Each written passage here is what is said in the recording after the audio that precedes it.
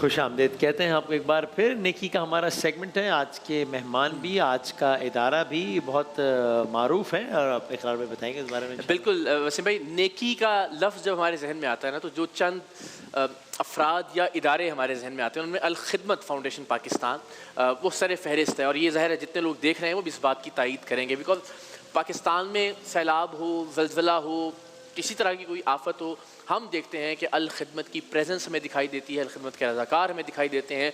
دنیا بھر میں کسی طرح کی کوئی آفت آ جائے تو الحمدللہ ہمارا فخر بن کر الخدمت فاؤنڈیشن وہاں بھی موجود ہوتی ہے. آپ دنیا میں جتنی وارز ہیں ان کی بات کر لیجئے، بالخصوص امت مسلمہ کو جہاں جہاں ضرورت پڑتی ہے الخدمت فاؤنڈیشن الحمدللہ ہمیں وہاں دکھائی دیتی ہے. میں بھی ٹرکی گیا جب ارتھ کویک تھا، الخدمت کا سامان، الخدمت کے رضاکار، الخدمت کے ادارے جو وہاں پہ کام کر رہے ہیں الحمدللہ ہر جگہ موجود ہیں. پاکستان میں آج ہم ذرا اسپیسیفکلی بات کریں گے جو یتیم بچوں کی کفالت کا پروگرام ہے. یوں تو ظاہر ہے بہت سارے فرنٹس ہیں، بہت سارے محاذ ہیں جن پر الخدمت ماشاءاللہ ڈٹ کر کام کر رہی ہے، لیکن آج ہم یتیم بچوں کی کفالت کے حوالے سے اور فلسطین کا ظاہر ہے ذکر ضروری ہے، اس لیے کہ الخدمت کی بات ہو اور فلسطین اور غزہ میں ان کی جو خدمات ہیں اس حوالے سے گفتگو نہ ہو تو یہ نامناسب ہوگا. ہم بہت شکر گزار ہیں الخدمت فاؤنڈیشن پاکستان کے سربراہ جناب ڈاکٹر حفیظ الرحمان صاحب ہمارے ساتھ موجود ہیں. ڈاکٹر صاحب تھینک یو سو مچ، آپ کی تشریف آوری کا بہت شکریہ. اینڈ اگین پوری قوم کی جانب سے الخدمت فاؤنڈیشن، اس سے وابستہ جتنے بھی رضاکار ہیں، جتنی بھی شخصیات ہیں، ہم سب شکر گزار ہیں کہ ایک جو مثبت چیزیں رہ گئی ہیں یا ادارے ہیں ان میں سے الخدمت الحمدللہ ایک ہے. تو 32,000 سے زائد یتیم بچے ہیں جن کی کفالت ہو رہی ہے. غالباً پاکستان کا سب سے بڑا یتیم بچوں کی کفالت کرنے والا ادارہ ہے الخدمت فاؤنڈیشن الحمدللہ. تو ذرا اس بارے میں بتائیے گا کہ یہ پروگرام کہاں کہاں جاری ہے، آغوش ہومز جو ہیں وہ کہاں کہاں ہیں پاکستان بھر میں؟ اقرار بھائی، پہلے تو میں شکریہ ادا کرتا ہوں آپ کا بھی اور AR بھائی کا بھی کہ بھی یہ موقع فراہم کیا ہے. بہت شکریہ. اور رمضان کے اس مبارک مہینے میں ماشاءاللہ یہ چیز ہم یہاں پہ بیٹھ کے ڈسکس کر رہے ہیں. آپ نے انٹرو میں یہ کہا کہ قوم مشکور ہے. میں سمجھتا ہوں کہ یہ بات نہیں ہے. الخدمت فاؤنڈیشن ہے ہی قوم کی. کیا کہنے؟ خود عوام کی ایک آرگنائزیشن ہے جو کہ عوام کی فلاح و بہبود کے لیے کام کر رہی ہے.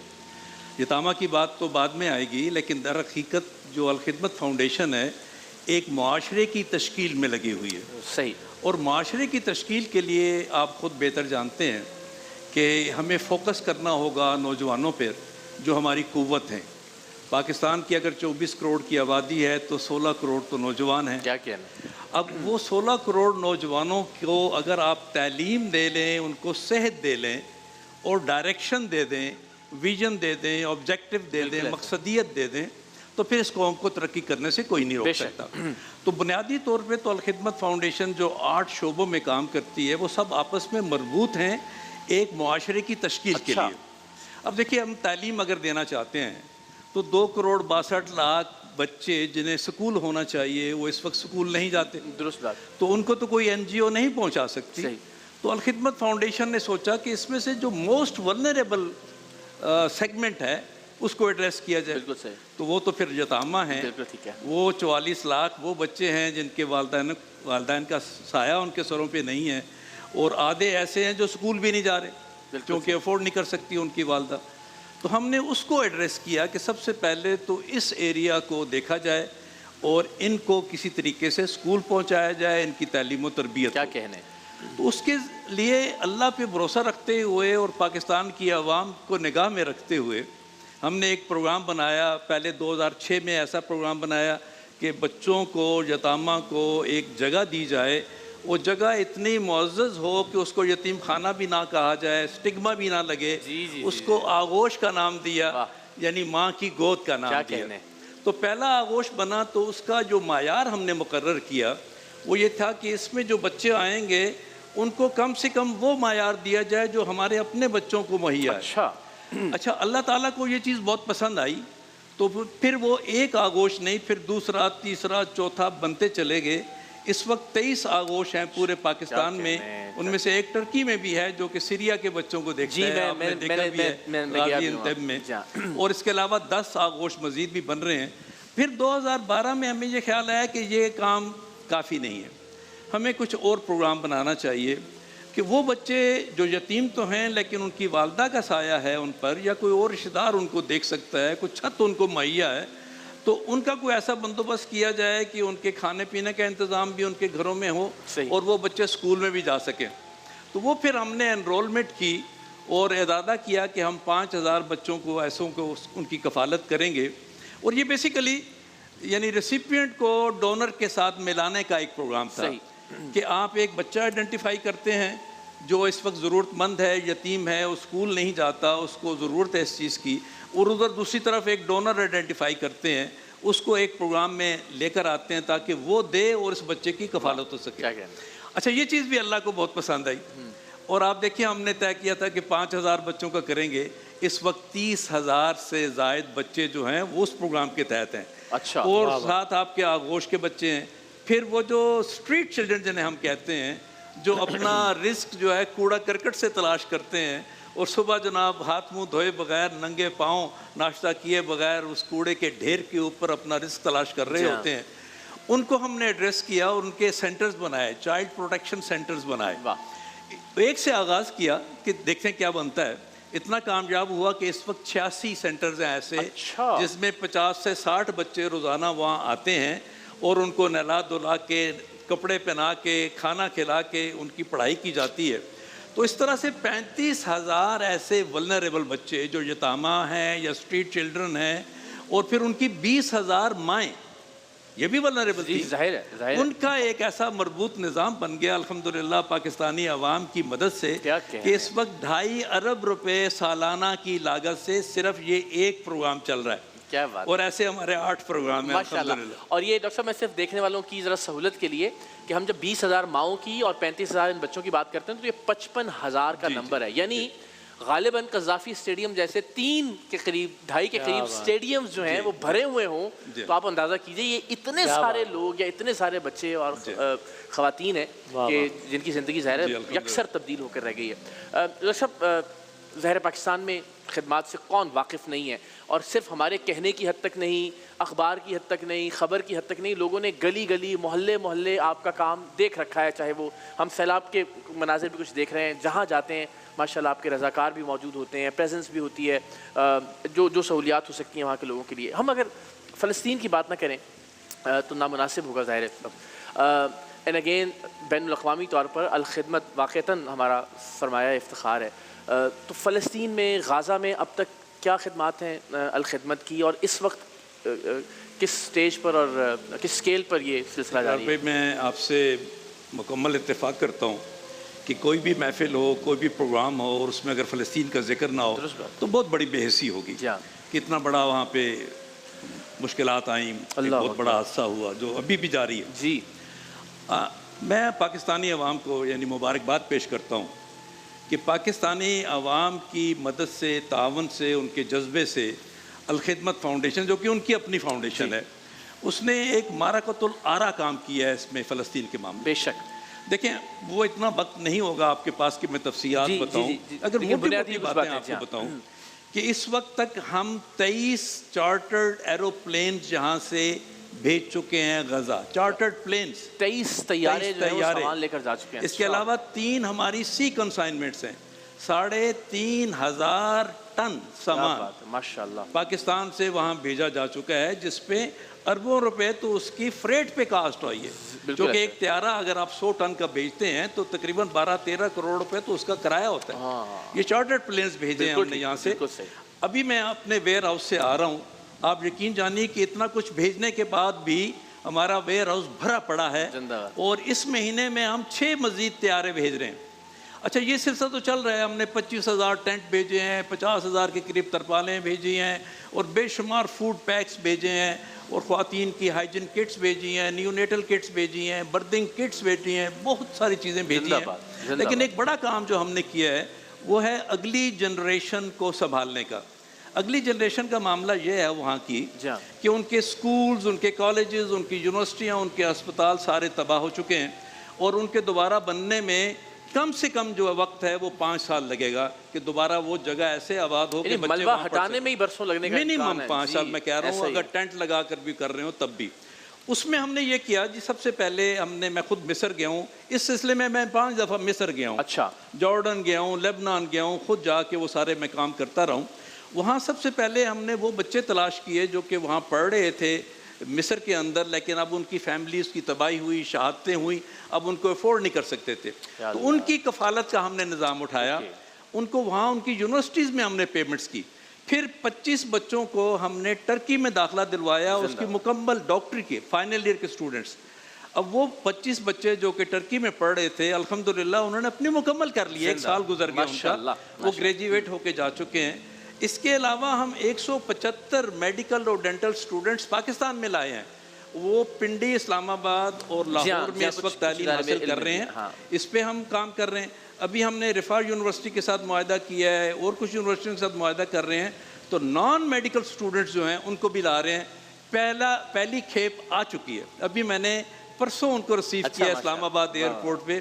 یہ بچے یہاں پہ 4-5 سال رہیں گے، یہاں پہ بی ایس کریں گے، ایم ایس کریں گے، ایم فل کریں گے، پی ایچ ڈی پروگرام کے بچے ہیں دنیا بھر میں. اب جو پرسوں میں نے بچیاں ریسیو کی، یہ 10 بچیاں تھیں، یہ 16, 17, 18 سال کی بچیاں ہیں، جن کے ان میں کسی کے والد شہید ہیں، کسی کے والدہ شہید ہیں، کسی کے بھائی بہن شہید ہیں. ہماری جو ایک میڈیکل کی اسٹوڈنٹ جہاں پہ پڑھ رہی تھی، آپ اس کا ذرا ذکر دیکھیں کہ وہ اپنی ایک بہن کو بھی لے کر آئی جو کہ زخم بھری پڑی ہے زخموں کے ساتھ، خود وہ پڑھ رہی ہے، اس کا ایک بچہ اس کے ساتھ ہے، اور ایک زخمی بہن لے کے آئی ہے جس کے ہم ایک بڑے ہاسپٹل میں اسلام آباد میں اس کا علاج کروا رہے ہیں. اب وہ بچی جو زخمی ہے اس کا جب انٹرویو کیا تو وہ بتاتی ہے جی کہ جب دھماکہ ہوا اور میں بے ہوش ہو گئی اور جب مجھے ہوش آیا تو یہ میری بہن آئی میرے پاس، یہ جو اس وقت اس کے ساتھ ہے. اس نے کہا کہ میری بہن اب تو اور میں اور میرا بچہ بچے ہیں، ہمارے والدین بھی شہید ہو گئے ہیں، بہن بھائی بھی شہید ہو گئے ہیں، گھر تباہ ہو گیا، ہم کل یہ کائنات. اب وہ بچیاں دونوں اٹھ کے پاکستان آئی ہیں. پاکستان کی قوم کو میں مبارکباد پیش کرتا ہوں، ان کو سلوٹ کرتا ہوں کہ انہوں نے ان کا استقبال کیا ہے، ان کو اپنے پاس رکھا ہے. ہم تو ریپرزینٹ کرتے ہیں نا پاکستانی قوم کو. اب ان کا علاج بھی ہو رہا ہے، ان کی پڑھائی بھی ہو رہی ہے. کیا کہیں ڈاکٹر صاحب، ایک چیز میں ضرور چاہوں گا اس کی وضاحت ہو کہ ظاہر ہے بالعموم بہت سارے افراد، جب فلسطین کی بات ہوتی ہے، غزہ کی بات ہوتی ہے، کوئی بھی مسلمان اور بالخصوص پاکستانی، چاہے وہ یہاں ہے چاہے اوورسیز، اپنا ہاتھ روکتا نہیں ہے. لیکن کچھ خدشات ہوتے ہیں، کچھ سوالات ہیں، میں چاہتا ہوں اس کی ویریفیکیشن ہو جائے. ایک یہ عمومی تاثر ہے کہ جی جتنا بھی ہم دے رہے ہیں غزہ کے لیے وہ پہنچ نہیں پا رہا ہے وہاں پہ. اس کی ذرا وضاحت فرما دیجیے. تو اقرار بھائی سیئنگ از بلیونگ کی بات ہے. جی بالکل، کہ اس وقت ہمارے 11 خود غزہ کے جو نوجوان ہیں، ہمارے امپلائیز ہیں جو غزہ کے اندر ہیں، روزانہ کی بنیاد پہ وہاں پہ جو کام ہوتا ہے اس کی ویڈیوز بنا کے بھیجتے ہیں، جو ہم سوشل میڈیا میں بھی دیکھتے ہیں. اور جو ٹرانسفر آف ساری جو ہیومینیٹیرین ایڈ ہے، میں خود جاتا ہوں مصر سے، وہاں سے بھیجتے ہیں. وہ یہ رفح کراسنگ کے ذریعے یہ میں صرف خیال آتا ہے وہ یہ کہ وہاں تو کام ہو رہا ہوگا، لیکن وہ خیال یاد ہے کہ تو اسرائیل نے سارے راستے ہی بند کیے ہوئے، تو وہاں تک رسائی ممکن ہی نہیں ہے، تو کیسے پہنچے؟ یہ ذرا سمجھائیے. بڑا اچھا سوال ہے. جب رفح مئی میں بند ہوا 2024 میں، تو اس کے بعد اس کے قریب ہے ایک اور کراسنگ ہے، اس کو کریم شلوم کہتے ہیں. ٹھیک ہے. اس کو اوپن کیا گیا اور اس کی مین انٹری جارڈن سے دی گئی. جارڈن سے آپ پھر غزہ جو ویسٹ بینک ہے پورے کو کراس کر کے 7-8 گھنٹے لگتے ہیں، کریم شلوم سے جاتے ہیں. تو پہلے اگر دیکھیں جنگ سے پہلے 500 سے 600 ٹرکس روزانہ جاتے تھے. ٹھیک ہے. تو مئی 2025 تک یہ 100-125 ٹرکس جاتے رہے ہیں. پھر یہ محدود ہو گئے، لیکن محدود ہو گیا. اچھا. اس کے بعد انہوں نے وہ رفح کو بالکل بند کیا، صرف کریم شلوم کو جانے دیا. تو ہم نے اس روٹ کو اختیار کیا، ہم جارڈن پہنچ گئے، وہاں کی حکومت کے ساتھ، ہاشمائٹ فاؤنڈیشن کے ساتھ معاہدے کیے، وہاں سے جاتے رہے. پھر ایک اور بات بتاؤں کہ وہاں سے 1 لاکھ افراد وہاں سے نکل کے جو زخمی تھے وہ آئے ہیں مصر کے اندر. یہ بہت اہم بات ہے. اب مصر میں جو لوگ رہ رہے ہیں ان کی کفالت کا نظام ہم نے بنایا ہوا. وہاں ہمارا آفس ہے، ویئر ہاؤس ہے. ہم نے پوری عمارتیں کرائے پہ لے کے رینوویٹ کر کے وہاں پہ ان فیملیز کو رکھا ہوا ہے. اور ابھی آپ کو بتاؤں کہ وہاں پہ یتامہ کا ایک پروگرام ہم نے شروع کیا، ابھی حال ہی میں پچھلے ہفتے ہو کر آیا ہوں مصر سے. وہاں ہم نے 2 بڑی عمارتیں لے کے وہ فیملیز جو مائیں ہیں صرف اور ان کے 4-4 5-5 بچے ہیں، ان کو ایک فلیٹ پورا ان کے حوالے کیا ہے. 3 سال کے لیے وہ کرائے پہ لے کے فرنش کر کے ان کے حوالے کیا ہے، اور مکمل ان کی وہ سپورٹ ہم کر رہے ہیں. ہمیں لوگ اس طرح سے کرتے ہیں. جب ہم نے یہ پروگرام شروع کیا تو ڈاکٹر کاشف انصاری ہیں، وہاں کراچی کے ہی ہیں، اور آپ تو شاید جانتے بھی ہوں، جو صلاح الدین ڈرامہ بھی بنا رہے ہیں. جی. وہ انہوں نے مجھے رابطہ کیا اور وہ پہنچے مصر میں. تو پہلے 100 بچے جب ہم نے اٹھائے کہ ان کو ہم نے اسپانسر کرنا ہے، کہتے ہیں یہ سارے میں کروں گا. ماشاءاللہ. تو وہ الحمدللہ سارے 100 بچوں کی کفالت، لیکن ان کی کفالت جس لیول پہ ہو رہی ہے وہ دیکھنے سے ہے. بہترین فرنشڈ اپارٹمنٹس کے اندر رکھ کے جس میں ہر سہولت ہے. ابھی میں گیا ہوں ان بچوں کو ایک فیملی کو ایک لیپ ٹاپ بھی دے کر آئے ہیں تاکہ رام اللہ کے اندر جو وہاں پہ ان کی کلاسیں ہوتی ہیں تو وہ ان کو بھی اٹینڈ کر سکے. یہ میں ضرور ڈاکٹر صاحب کہنا چاہوں گا, یعنی میں صرف یہ کہ جو الخدمت سے وابستہ افراد ہیں نا, ان کا صرف پیسوں کی حد تک یا وسائل کی حد تک نہیں, اپنا وقت جس طرح سے دیتے ہیں. میں بھی جب یہ ٹرکی ارتھکویک کے لیے ہم گئے تو افتخار صاحب جو پشاور میں ہیں, تو میں نے وہاں دیکھا کہ وہاں جو بچے ہیں جو سیرین وار میں یتیم ہوئے اور یہاں پہ غازی انتب میں ہیں, وہ باقاعدہ انہیں ایک فادرلی فگر کے طور پر ان کے لیے وہ باربیکیو کا اہتمام کر رہے تھے, اور وہ ہر بار صرف ان سے ملنے جاتے ہیں. باقی وسائل تو اپنی جگہ, یہ جو آپ کی وابستگی ہے اپنے کاز سے, مقصد سے, یہ قابل تحسین ہے تمام افراد جو بھی الخدمت سے وابستہ ہیں. اس میں اقرار بھائی میں اچھا کیا آپ نے یہ بات بتائی. وجہ اس کی کیا ہے؟ وجہ اس کی یہ ہے کہ دیکھیں میں صدر ہوں, میرے ساتھ 10 نائب صدور ہیں, 5 اسسٹنٹ سیکرٹریز ہیں اور پوری ایک ٹیم ہے. جی. اس کے بعد ہمارے 10 ریجنز ہیں, ان میں بھی اسی طرح کے نظام ہے. پھر 150 شہروں کے اندر ہمارے دفاتر ہیں. ماشاءاللہ. ان کی جو لیڈرشپ بنتی ہے نا, جسے آفس بیئررز کہتے ہیں, میں مینیجریل سٹاف کی نہیں بات کر رہا, آفس بیئررز, ان کی تعداد 1900 بنتی ہے. اچھا. اور یہ 1900 مجھ سمیت سارے 100% والنٹیئر ہیں. 1 روپیہ تنخواہ 100% والنٹیئر ہیں. کیا بات ہے. میں ایک میڈیکل کالج کا, پشاور میڈیکل کالج کا ڈین ہوں. میں وہاں medical dental college, nursing college سب کا سربراہ ہوں. میں وہ چلاتا ہوں, میری ارننگ وہاں سے ہے. زندہ باد. بقیہ سارا یہ الخدمت کا نظام جو ہے, اس لیے یہاں پہ جو ہم کام کرتے ہیں وہ بڑی محبت کے ساتھ کرتے ہیں, وہی کہ وابستگی کیونکہ نظر صرف آتی ہے. اللہ کی رضا حاصل کرنی ہے. کیا بات ہے. تو پھر ہم معیار جو اس کا یہ رکھتے ہیں کہ جو میرے بچے جن کو اپنی فیملی کے لیے جو آپ کرنا چاہیں وہی ان کو ملنی چاہیے. اب جب بچے 10 بچیاں آئیں تو ان کو ریسیو کرنے, میری بیگم بھی پشاور سے آئی, ہم دونوں ریسیو کیا. اب انشاءاللہ ان کو ہم رمضان میں بھی ٹریٹ دیں گے, عید پر بھی کریں گے. آپ کی اطلاع کے لیے میں نے دونوں پچھلی عیدیں جو ہیں مصر میں گزاری تھیں ان فلسطینی لوگوں کے ساتھ. اکبر اللہ. بقرعید بھی اور عید الفطر بھی. ماشاء اللہ. ڈاکٹر صاحب آخر میں جو وہی بات جس طرح آپ نے کہا کہ یہ ظاہر قوم کی فاؤنڈیشن ہے, الخدمت فاؤنڈیشن, اور واقعتاً اس میں کوئی دوسری رائے بھی نہیں ہے. وہ افراد جو کسی بھی طرح سے دامے درمے سخنے قدمے کسی بھی طرح سے الخدمت کا ساتھ دیتے ہیں, اگر آپ ان سے مخاطب ہو کے جی, ایک تو سچی بات ہے, میں ان کا شکریہ ادا کرنا چاہتا ہوں. جی. میں ان کے لیے محبتیں میرے پاس ہیں, میں ان سے محبت کرتا ہوں کہ وہ یہ کام کرتے ہیں. اب جب یتامہ کا کفالت وہ کرتے ہیں تو میں انہیں نوید سناتا ہوں, اور میری طرف سے تو نوید نہیں ہے, پیارے نبی کی طرف سے نوید ہے کہ بھئی ایک یتیم کی آپ کفالت کرو گے تو جنت میں میرے ساتھ ایسے ہوگے. آپ نے اشارہ کر کے فرمایا, وہ ہم نے سلوگن بنا لیا اس کو, اس حدیث کو سلوگن بنایا کہ کفالت یتیم سے جنت کا حصول بھی رفاقت رسول بھی. تو آپ جنت کا حصول بھی حاصل کریں اور رفاقت رسول بھی حاصل کریں.